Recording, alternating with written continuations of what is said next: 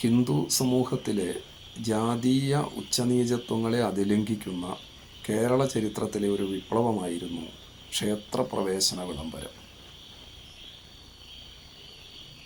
എല്ലാ ഹിന്ദുക്കൾക്കും ക്ഷേത്രത്തിൽ പ്രവേശിക്കാൻ കഴിയുക. കാലം മുന്നോട്ട് പോയപ്പോൾ എല്ലാ ഹിന്ദുക്കൾക്കും ശ്രീകോവിലിൽ പ്രവേശിക്കാൻ കഴിയണം എന്ന കാഴ്ചപ്പാടുണ്ടായി. അതിനും ഒരു വിളംബരമുണ്ടായി. അത് പാലിയം വിളംബരം. തിരുവിതാംകൂർ മഹാരാജാവാണ് ക്ഷേത്രപ്രവേശന വിളംബരം പുറപ്പെടുവിച്ചതെങ്കിൽ തന്ത്രശാസ്ത്ര സാമ്രാജ്യത്തിലെ ചക്രവർത്തിയായ മാധവജിയാണ് പാലിയം വിളംബരത്തിൻ്റെ ഉപജ്ഞാതാവ്.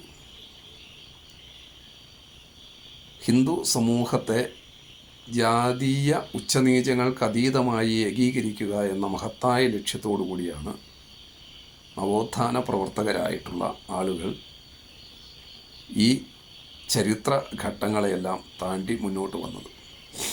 എന്നാൽ ചരിത്രപഥത്തിലൂടെ നാം സഞ്ചരിക്കുമ്പോൾ ഇതിനെല്ലാം പിന്നിൽ അതിപ്രാചീനമായ കാലഘട്ടത്തിൽ തന്നെ നമ്പൂതിരി സമുദായത്തിൽപ്പെടാത്ത ആളുകൾ പൂജ ചെയ്തു പോരുന്ന ഒരു ക്ഷേത്രമുണ്ട്. മണത്തണയിലാണ് ഈ ക്ഷേത്രം. കൊട്ടിയൂരുമായി അഭേദ്യമായി ബന്ധമുള്ള സപ്തമാതൃപുരം എന്ന ശ്രീ ചപ്പാരം ക്ഷേത്രം. ചപ്പാരം ക്ഷേത്രത്തിൽ നായർ സമുദായാംഗങ്ങളായ ഏഴില്ലക്കാർ ആണ് പൂജ ചെയ്യുന്നത്.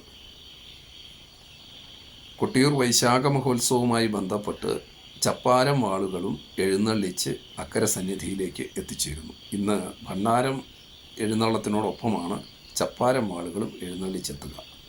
വാളറ, ഭണ്ഡാരറ എന്നൊക്കെ വിശേഷിപ്പിക്കപ്പെടുന്ന സവിശേഷ സ്ഥാനത്ത് ഈ വാളുകൾ സ്ഥാപിക്കും. ഇവിടെ